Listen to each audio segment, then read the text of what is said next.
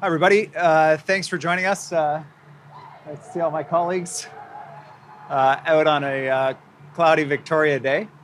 Thanks for joining us. There was a significant announcement this morning from the Prime Minister and the Premier of Alberta, and I'm happy for the opportunity to join you to respond to that agreement. First of all, I'd like to start with where British Columbia is at right now in terms of our efforts to build the national economy, to create jobs and prosperity for Canadians and for British Columbians. We have huge projects, really exciting projects in our province right now that will employ thousands of people, create billions of dollars in revenue for the federal and provincial governments to help pay for the public services that people need, and that are done in a way that is environmentally responsible and that is done in partnership with First Nations. This approach, which we have been working on for years, is why we are leading the country in major projects in the Federal Major Projects Office. We have 4 times more projects than any other province in Canada. These are private sector projects with billions of dollars of investment in Canada that will increase the buying power of Canadians who are struggling with affordability, that will employ thousands of people from across the country in good paying jobs supporting families. And that will do so reducing our reliance on the United States. These projects involve exports to global markets across the Pacific. We're really proud of that.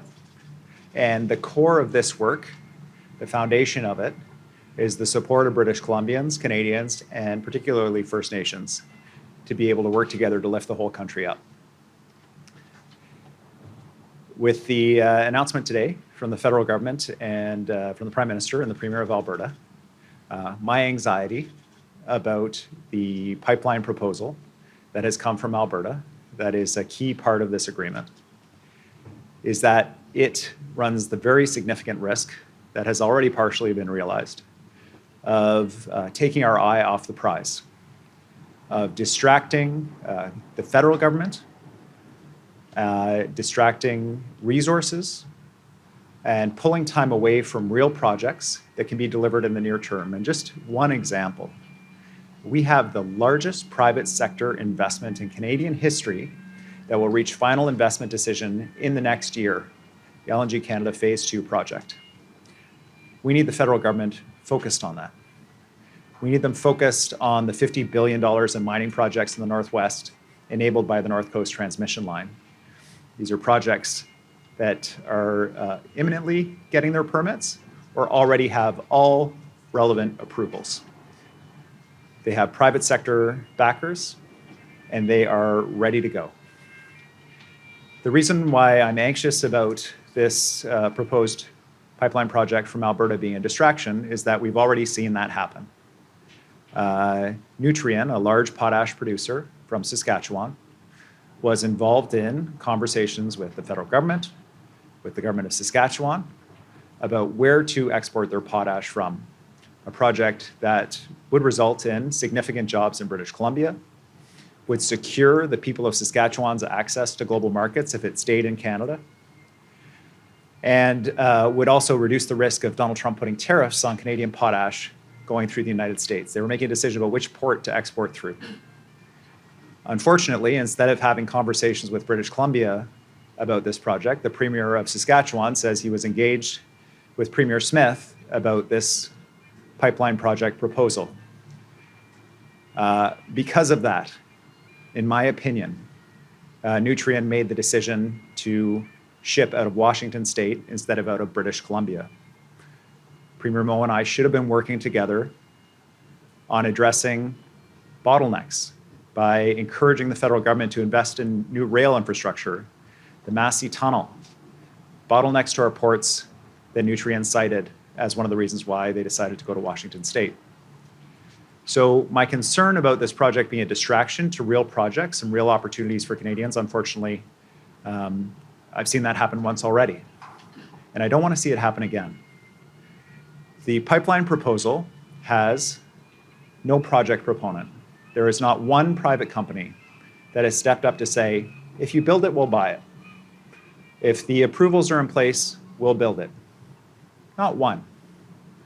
It has no route. Currently, taxpayers, through the Trans Mountain Pipeline Corporation, are funding the development of the route. Not only does it not have permits, it doesn't even have a route. But the third thing it doesn't have is something that the Prime Minister said he believed was core in the House, in the federal Parliament just recently, that First Nations agree and support projects before they will go forward through the Major Projects Office. And this project does not have the support of Coastal First Nations. And that's important to us in BC because all of the projects that I outlined to you, those billions of dollars of investment, those thousands of jobs, depend as well on the support of Coastal First Nations, whose support we do have for these projects. There are significant additional components to this agreement that British Columbia will need to take some time to study and understand. There is a marked departure in federal government policy around oil and gas cap, emissions cap, around clean electricity regulations and other pieces that we'll have to study to understand. But the bottom line for us is that we need to make sure that this project doesn't become an energy vampire with all of the variables that have yet to be fulfilled. No proponent, no route, no money, no First Nation support, that it cannot draw limited federal resources, limited Indigenous governance resources, limited provincial resources away from the real projects that will employ people, provide the country with money that we desperately need, and provide investment and access to global markets to deepen our trade relationships overseas. So I will continue to advocate for British Columbia's interests, which I believe are also Canadian interests, in delivering as many projects as we can, as quickly as possible, to grow our economy and support people across the country. I'm proud of the fact that BC is the economic engine of the new economy that we're building together as Canadians, and we will continue to play our role. And all I ask is that every project across the country be evaluated against the same criteria. Do you have permits? Do you have a private project proponent? How much money is it going to bring in? How much are you going to raise wages and GDP for Canadians? And on those criteria, BC, far and away, leads the country. We will continue to do so, and we're proud to do so. With that, I'm happy to take any questions that you may have.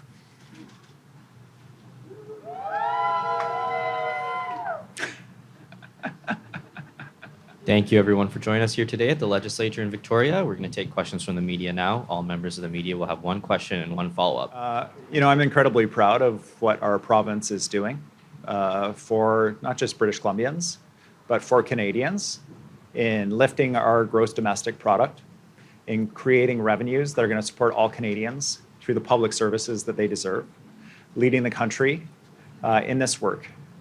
I understand the need for the Prime Minister to engage with premiers, to reach agreements with them, and I don't fault him for engaging with Alberta on this. It would have been good for BC to be at the table, there's no question about it. Had BC been at the table, the agreement wouldn't have omitted basic things like, are we going to do anything about spill response? Or we would have canvassed potential win-win scenarios of asking, if we're going to start from scratch on a new project for the country, why aren't we talking about refining capacity? Why aren't we talking about using Alberta's oil and gas to ensure that Canada is independent of any oil and gas imports, that we only use Canadian oil and gas? In British Columbia, our philosophy is for our resources, we're trying to get as many jobs as possible out of those resources before they go to global markets. We too often sell our resources wholesale and buy them back retail. And that would have been one of the conversations I would have raised at the table. Why is British Columbia importing oil and gas from the United States? Why is Ontario doing that? When we have these resources here, could we increase refining capacity and have a win for everybody here? I think there are wins for everybody, but that can't happen if we're not all at the table together. I think this proposal has some major challenges. First of all, we already have a publicly owned pipeline. It is not at capacity. It is for sale. Nobody wants to buy it.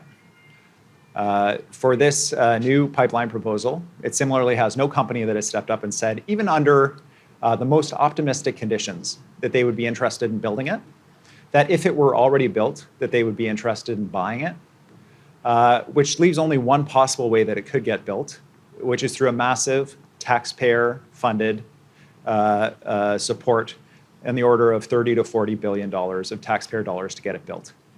Now, in that scenario, I think British Columbia has some projects that could compete with this one that would create just as much opportunity and be significantly cheaper to taxpayers.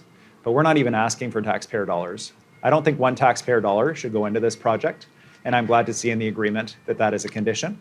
And I think that that is probably fatal to Premier Smith's proposal. I understand the Prime Minister was speaking to the Calgary Board of Trade and jokingly asked if anyone wanted to be a proponent of the project. Joking aside, there is no proponent. There is unlikely to be a proponent. And so even if there were a proponent, one of the key hurdles of Coastal First Nations support has not been achieved. And it has been their position since 1977 that the oil tanker ban needs to be in place, because if there were an oil spill, their way of life would end, as would $1.7 billion in economic activity on the coast. Yes, I spoke with the Prime Minister yesterday. He outlined for me the broad pieces of the agreement so that I was aware of it. I had asked him in our previous call to underline the importance of First Nations support for this project and British Columbia's support for this project as conditions of the project approval. He stood in the House the next day and made it clear that that was his position. He said this project and projects generally through the Major Projects Office should not proceed without the agreement and support of First Nations. So I'm glad that he listened carefully during our conversation. I'm glad that's his position. And I will happily, and at the request of Coastal First Nations, invite the Prime Minister to take the next obvious step, which is to sit down with Coastal First Nations and talk with them about his proposal that he's advancing with Alberta. Well, first of all, I continue to be surprised that we're not having a conversation about selling our oil to Canadians, that we're not talking about adding refinery capacity. I think that's an important conversation that we could be having, and unfortunately we're not having. But I will say for the Conservatives in British Columbia, when Trump started attacking our economy, their first instinct was to stand with Trump. When now fictional, non-existent, unfunded project from Alberta threatens First Nation support for thousands of jobs and prosperity for families in British Columbia and for Canada, Mr. Rustad is standing with Alberta. What will it take for the Conservatives to stand with British Columbians? What will it take for him to support actual projects here in this province that will lift up everybody across the country? I don't understand his strategy, but I can say for my part, for my colleagues behind me, we're going to stand up for British Columbians and for Canadians, for real projects that will be delivered. And I am really excited about what we're doing here and what it will create for this country. I think the proposed project from Premier Smith faces some pretty major hurdles. She doesn't have a private company that has any interest in this. There's no private money at all that's come forward. I understand that's a condition of going forward. The First Nations, who the Prime Minister says their support and approval is needed in order for this project to go ahead, are adamantly opposed. And I encourage the Prime Minister to sit down with Coastal First Nations to canvass that. When I spoke to Premier Smith, I said very clearly, I'm always happy to sit down with you to explain our position on this proposal, to find areas where British Columbia and Alberta can cooperate. But I will always defend BC's interests, and defending BC's interests includes defending the oil tanker ban that has been there through multiple generations of politicians and political parties for good reason. An oil tanker spill would decimate a way of life for people in the northwest of our province. And there's a whole bunch of other things that we could work on together that would lift up people in Alberta and in BC, and I'm glad to engage on that. No, we don't, well, if we don't have to threaten legal action to stop a project or anything, and to be blunt, we've done that already with the TMX project. We lost in court. It's very clear. We understand that if the federal government wished, they could impose this pipeline on us. That's not what this is about. What this is about is the fact that this project has no company that's advancing it. It's got no money. It's got no Coastal First Nation support. And it is threatening that Coastal First Nation support for other major projects that actually have all their permits, major companies advancing them, thousands of jobs, billions of dollars in economic activity, really exciting nation-building projects that we are going to deliver. But we require a federal government that keeps its eye on the ball and helps us deliver those projects and does not get distracted by this project that, on the most optimistic take, is a decade behind where these other projects are. And so when I ask for the federal government's attention to British Columbia, to the projects we're advancing, it is because I believe that these projects will lift the whole country up, will increase the buying power of Canadians, will support Canadians with good, high-quality jobs, and that's what we're focused on here in BC.